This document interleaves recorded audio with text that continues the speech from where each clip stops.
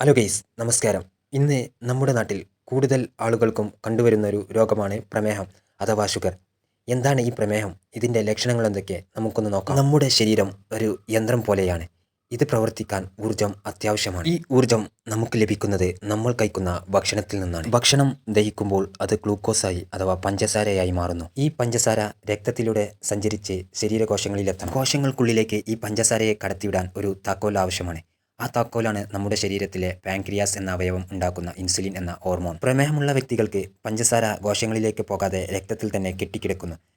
രക്തത്തിൽ പഞ്ചസാരയുടെ അളവ് ക്രമാതീതമായി കൂടുന്നു. ഈ അവസ്ഥയാണ് പ്രമേഹം അഥവാ ഷുഗർ. പ്രധാനമായും 2 തരം പ്രമേഹങ്ങളുണ്ട്. ടൈപ്പ് 1 പ്രമേഹം.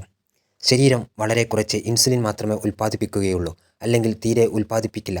സാധാരണയായി കുട്ടികളിലും ചെറുപ്പക്കാരിലുമാണ് ഈ പ്രമേഹം കണ്ടുവരുന്നത്. ടൈപ്പ് 2 പ്രമേഹം. ഇതാണ് നമ്മുടെ നാട്ടിൽ സാധാരണയായി ജനങ്ങളിൽ കണ്ടുവരുന്നത്. ശരീരകോശങ്ങൾ ഇൻസുലിനോട് ശരിയായി പ്രതികരിക്കില്ല. തെറ്റായ ജീവിതശൈലിയും പൊണ്ണത്തടിയും ഇതിന് കാരണമായേക്കും. ഈ അസുഖത്തിൻ്റെ പ്രധാന ലക്ഷണങ്ങൾ എന്തൊക്കെയാണ്?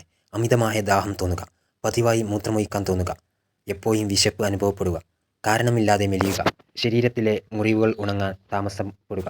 പ്രമേഹം ഇന്ന് സർവ്വസാധാരണമാണ്. പേടിക്കേണ്ട ആവശ്യമില്ല. കൃത്യമായ ജീവിതശൈലിയിലൂടെയും ചികിത്സയിലൂടെയും പ്രമേഹത്തെ നമുക്ക് നിയന്ത്രിക്കാൻ സാധിക്കും. പ്രതിരോധമാണ് ഏറ്റവും നല്ല ചികിത്സ.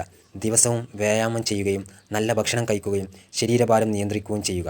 ആരോഗ്യത്തോടെ ഇരിക്കുക. അടുത്ത വീഡിയോയിൽ കാണാം. അതുവരേക്കും ബായ്.